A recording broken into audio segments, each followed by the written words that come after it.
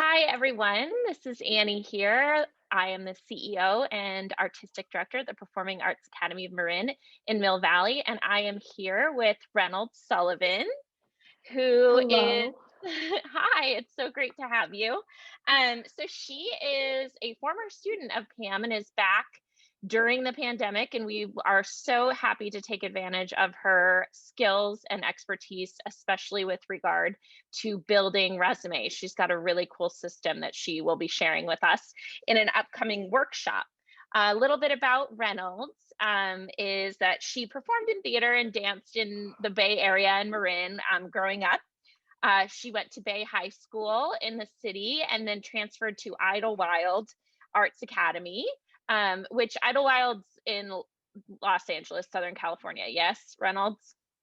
Yeah, Yeah. yes, it is. And then she graduated from the Stella Adler Studio of Acting in New York City, and has plans to return to New York City in the future as well, which is exciting. But we are so happy to have her here.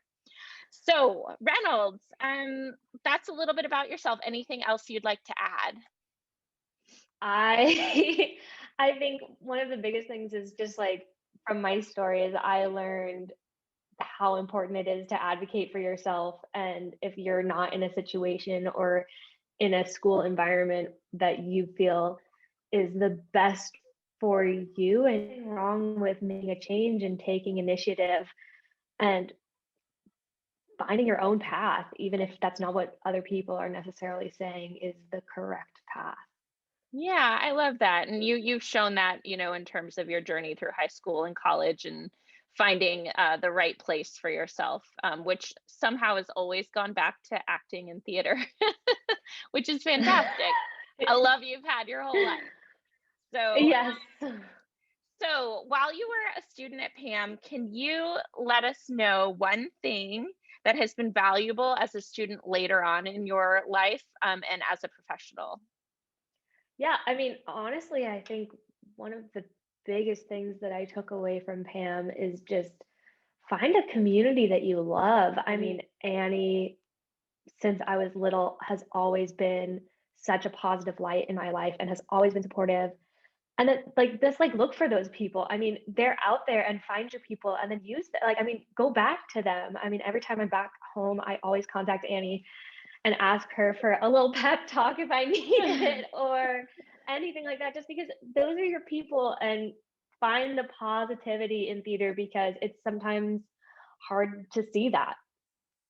That's great advice for sure. And now we will pivot to your lovely resume skills. She took me through her entire process and I learned things. It was so cool. I'm going to use it as well. What are the top three mistakes that you see people making on the resume? I think the top three are: one, people do not organize their resumes well. They just, I don't think, know how to. And then sometimes the way that people are taught how to is just very disorganized and can lead to a lot of small mistakes if you're not super detail oriented.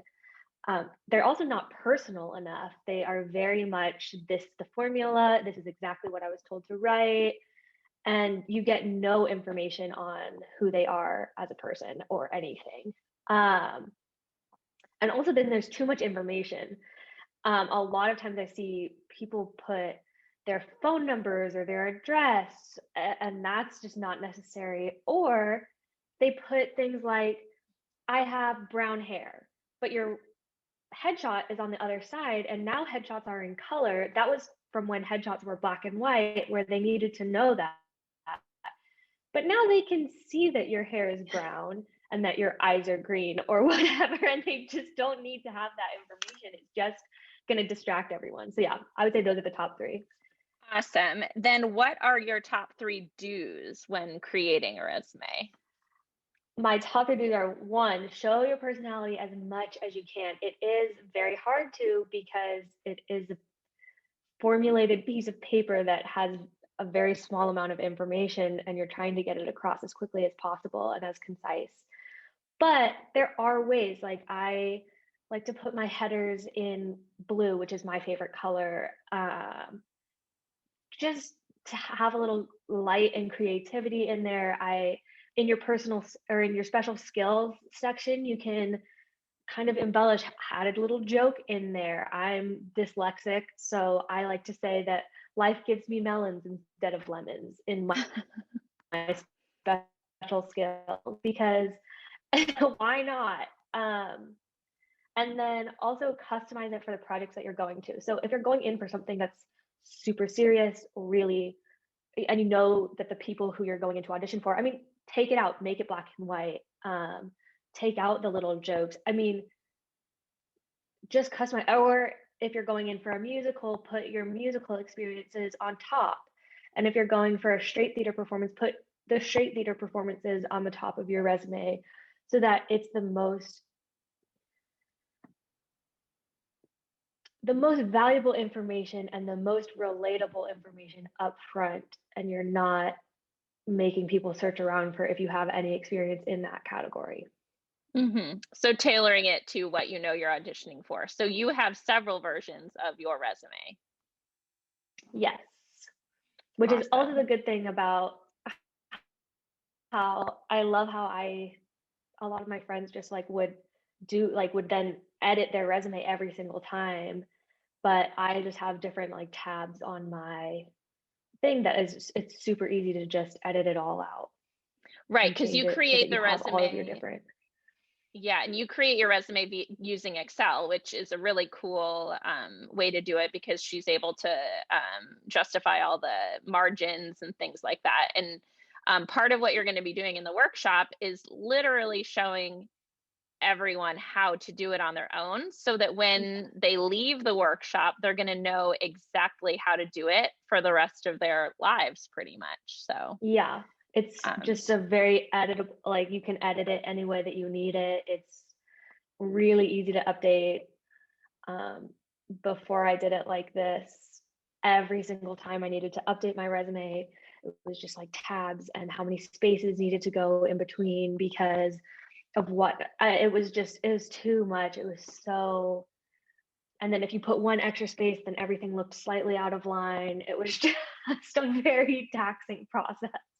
Right. So basically, once you put in the work, you're going to save time for the future. Yes. Yeah. Awesome. I don't know, did we get to 3 do's? Did you have any more? Yeah, we did the 3 do's. Okay. Customizing, right. Keep it updated, and show your personality. But there you go. Okay, awesome. And then how, for you, what are the ways that you feel like you can stand out in audition, in addition to obviously having a really awesome tailored resume? Yeah, I mean, first of all, one thing that's super, super important that all my teachers have emphasized is match your headshot. Your headshot should show who you are, and it's supposed to jog their memories. So if you have straight hair in your resume or in your headshot, come with straight hair. If you have curly hair, come with curly hair. If you have a lot of makeup on, come with a lot of makeup on. If you're wearing a green sweater in your headshot, wear maybe a green leotard or a green dress.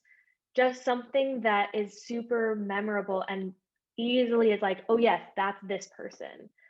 And I think that's super important, because they're seeing hundreds and hundreds and hundreds of people a day, that it's just hard to remember everybody, and your headshot should help them recall who you are. Also, be who you are. Don't try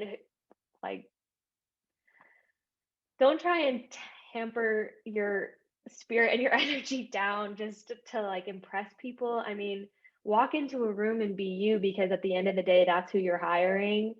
And they want to know if you're going to be a good fit for their project and the people who they're also going to cast. I mean, that's just so important. And also, if you're not yourself, then you get a job where they don't appreciate who you are, and then it's just not a good time all around. That is great advice, not only for auditions, but also just in general for life and searching for a job. Being who you are, so that you attract the people that are best fits for you as well. So that is great, Reynolds. You're always so wise. Let's see. How we kind of have covered this, but how often do you update your resume? I think I know the answer to this, but Why don't you share? Anytime that you do anything else, I mean, anytime you train with someone new or take a new class or go to a different school or um, add a show to your repertoire, I mean, that's just usually when you update it. But then also, if you're going in for a certain job that like, oh, I have this teacher who I used to work with, who maybe not be the most current teacher who I've worked with, so they're not on my resume anymore, but bump that to the top because I know that they know someone here. Or if they used to live in the same area. I mean, just kind of customize it, learn who you are auditioning for, look up who you're auditioning for, and know who they know. Um, just so that you can kind of customize to make yourself stand out a little. If they're like, oh, I know this person, then they'll talk to you for longer and you get to show your personality for more. Right. So that highlights not only the importance of research, knowing what you're going in for, but also the importance of highlighting connections, because people do invest in people who have already had successful relationships with people that they know as well. You're going to trust the person who's someone who you respect and trusts more than someone who you have no idea how reliable they are. Yeah, absolutely. Again, great life advice here, not only for theater. um, okay, well, I feel like we've touched on this too, but can you highlight your favorite aspect of the system that you use for building your resume? Yeah, honestly, I think my favorite thing about it is just how easy it is to edit and um, quickly update and customize. Just you don't have to worry about spacing. Once you do it the one time, it's really quick and simple. And it honestly doesn't take that long to do the first time anyway. It's just, it's like the same amount of time as it takes to make your original resume, but then cuts down all of the nitty gritty. In between, I also do it on Google spreadsheets. So I can access it from any computer because it's just on my Gmail account. Um, And so if I'm ever somewhere that I need to quickly print out a resume, but I don't have my computer, I can log on to any computer and print it out, which is also something that regardless of where you're doing it, you should make sure it's on a Dropbox or on Google anything. Yes, I remember my time in New York City running to the FedEx Kinkos very frequently to print out Yes. more headshots and resumes. So that is extremely good advice too. Yeah, and keeping it on the drive, then you'll never lose it. And that's in the Google Drive. Also, then if your computer crashes, you still have it and you haven't lost any of that. Or say your computer dies and you have an audition, you're not stranded without a resume or headshot, because that's happened to me. But luckily, since I had it on Google Drives, I was okay. Yes, because what you have to remember too is in places like New York City, you're going to so many auditions a day. So, and here's a question for you that I didn't let you know about, but you'll know the answer to. Um, in terms of how many resumes you have ready, do you find nowadays that they take one copy, or are they giving a copy to every single panelist still? They take the auditions that I've been to, they take one copy, maybe two, but you should have one for each time you go in.